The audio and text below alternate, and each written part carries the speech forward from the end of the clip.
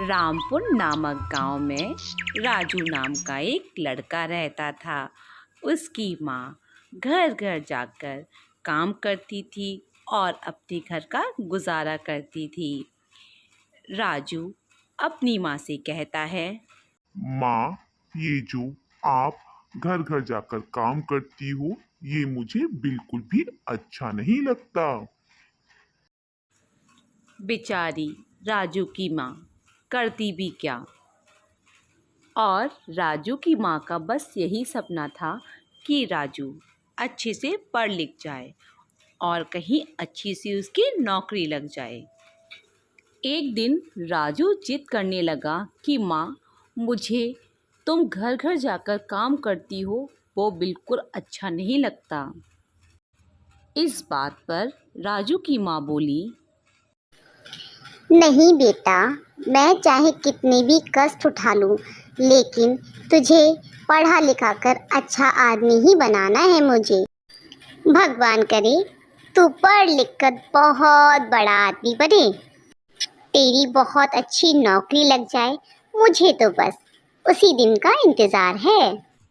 राजू हनुमान जी का परम भक्त था। वो दिन रात हनुमान जी से बस यही प्रार्थना करता रहता था कि उसकी जल्दी से पढ़ाई पूरी हो जाए और अच्छी सी नौकरी लग जाए। एक दिन राजू मंदिर में बैठकर हनुमान जी से प्रार्थना कर रहा था। राजू कहता है, देखो बजरंगबली, माँ तो मेरी कोई बात सुनती नहीं है। मैंने माँ से कितनी बार कहा है कि तुम काम मत किया करो।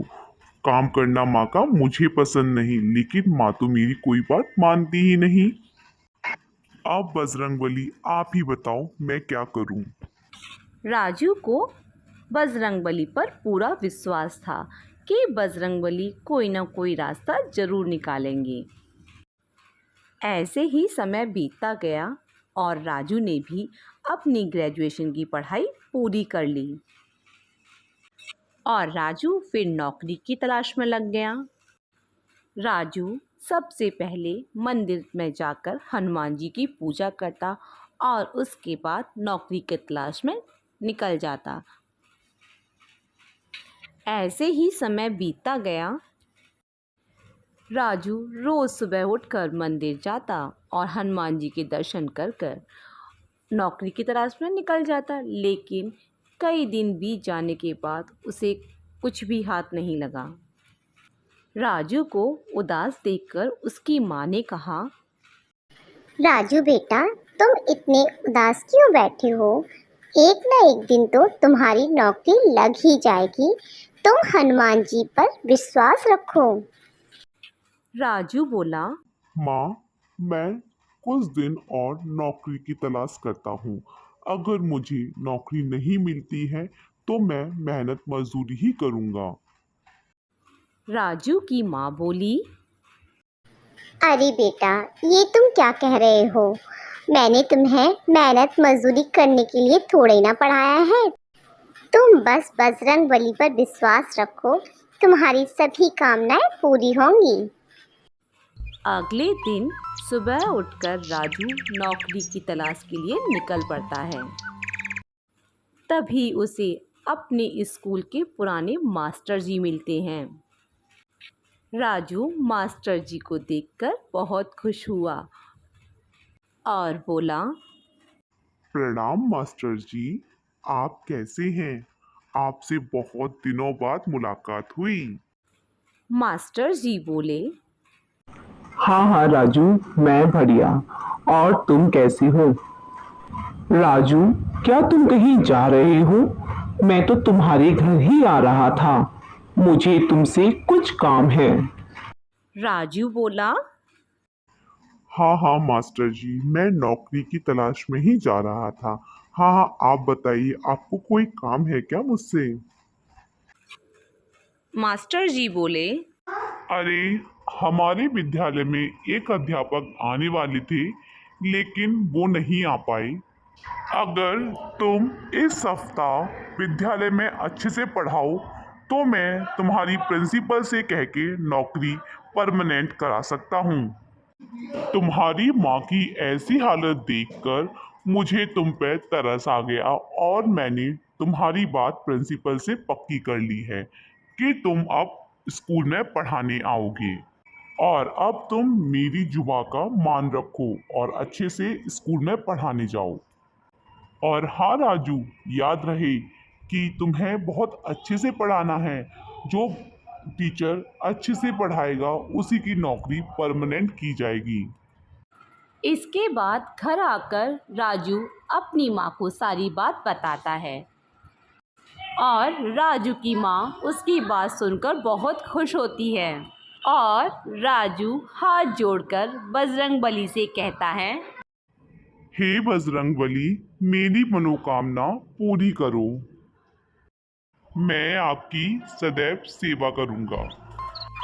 अगले ही दिन राजू स्कूल पहुंच गया और उसने अपना इंट्रोडक्शन प्रिंसिपल को दिया, जिसमें वह पास हो गया और प्रिंसिपल ने उसे इस क्लास में पढ़ाने की परमिशन दे दी। जैसे ही राजू क्लास में पहुंचा, सभी बच्चे बोलने लगे, good morning sir. Sir, good morning sir. तभी राजू ने बहुत ही प्यार से बच्चों को समझाया और कहा, बच्चों, हमें प्रणाम बोलना चाहिए, जिससे भगवान राम खुश होते हैं और हमारे सारे बिगड़े काम बना देते हैं। अब नए मास्टर जी बच्चों को बहुत ही अच्छे से पढ़ाते हैं। रामायण की चौपाई और रामायण का पाठ बच्चों को बहुत ही अच्छा लगता है। और फिर क्या, ऐसे ही एक हफ्ता बीत गया। जैसे ही प्रिंसिपल सर क्लासरूम में आते हैं, सभी बच्चे खड़े होकर राम राम कहकर उनका वेलकम करते हैं। उसके बाद प्रिंसिपल उन सभी बच्चों से पूछते हैं, बच्चों, मास्टर जी ने तुम सभी बच्चों को एक हफ्ते में क्या क्या सिखाया है, जरा हमें भी तो बताओ। और तभी सभी बच्चे एक एक करके प्रिंसिपल सर को रामायण की चौपाइयाँ सुनाने लगते हैं और साथ ही सभी बच्चों को रामायण मुँह जुबानी याद हो गई होती है। इसे देखकर प्रिंसिपल सर हैरान हो जाते हैं और राजू से कहते हैं, अरे मास्टर जी, आपने तो कमाल कर दिया। मात्र एक हफ्ते में बच्चों को रामायण की चौपाई याद कराना और रामायण को इतने अच्छे से समझाना, हम तो शायद उसे एक महीने तक नहीं समझा पाते। मास्टर साहब, अब आपकी नौकरी पक्की हुई। हमें विश्वास है कि आप आगे भी ऐसे ही बच्चों को पढ़ाएंगे। अगले दिन सुबह होते ही मास्टर जी राजू के घर पहुंच जाते हैं और दरवाज़ा खटखटाते हैं। अरे दरवाजा खोल राजू बेटा। मैं मास्टर जी। हाँ हाँ। दरवाज़ा खोलते हुए राजू मास्टर जी को प्रणाम करता है और कहता है, नमस्कार मास्टर जी, कोई काम? और आपका इतनी सुबह सुबह कैसे आना हुआ? मास्टर जी, आइए, अंदर आइए। राजू की माँ चारपाई पर लेटी हुई थी। मास्टर जी राजू की माँ को प्रणाम करते हैं और राजू से पूछते हैं, क्या हुआ राजू, तुम्हारी माँ को? राजू बोला, मास्टर जी, एक हफ्ते से माँ की तबीयत कुछ ठीक नहीं है। और इसी कारण मैं स्कूल में पढ़ाने नहीं आ पाया हूँ। राजू की बात सुनकर मास्टर जी हैरान हो जाते हैं और कहते हैं, राजू बेटा, ये तुम क्या कह रहे हो? स्कूल के प्रिंसिपल ने तो मुझे जॉइनिंग लेटर देकर कहा है कि तुम्हारी नौकरी तो पक्की हो गई है, और तुम कह रहे हो? हाँ हाँ, प्रिंसिपल सर ने मुझे तुम्हारा जॉइनिंग लेटर दिया है। हाँ हाँ, प्रिंसिपल सर ने तो मुझे यहाँ तक कह दिया, राजू जैसे टीचर की ही हमें ज़रूरत है। जो काम हमारे स्कूल के टीचर 1 या 2 महीने में कर पाते, वो काम राजू ने बस एक हफ्ते के अंदर ही किया है। तुमने बच्चों को बहुत अच्छी शिक्षा दी है, उन्हें रामायण की चौपाइयाँ और रामायण का इतना अच्छा श्लोकन करा के। और अब तो तुम्हारी नौकरी भी पक्की हो गई है। पर मेरी समझ में ये नहीं आ रहा कि तुम नहीं गए तो तुम्हारी जगह वहां पर कौन गया। ये सुनकर पवन रोने लगा। ये काम तो बस मेरे बजरंग बली ही कर सकते हैं मास्टर जी। राम नाम की शिक्षा तो वही दे सकते हैं, और जब उन्होंने अपने भक्त को मुसीबत में देखा तो वह भक्त की सहायता करने के लिए आ गए। राजू बजरंगबली की मूर्ति को देखकर रोने लगता है और बहुत उदास हो जाता है।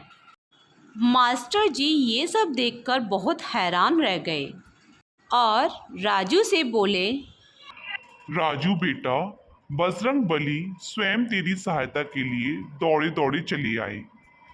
उनकी तुझ पर बहुत कृपा है। अब तू उनका नाम लेकर कल से नौकरी पर लग जा। और अगले दिन सुबह राजू मंदिर गया और हनुमान जी का जप करने लगा। उसके बाद वह स्कूल जाकर अच्छे से बच्चों को पढ़ाने लगा। राजू रोज स्कूल जाने से पहले और स्कूल लौटते समय हनुमान मंदिर जाता, वहाँ राम नाम का जप करता। इसके बाद राजू और राजू की माँ के अच्छे दिन आ गए। अब उन माँ बेटों को किसी चीज़ की कोई भी कमी नहीं थी। Yeah.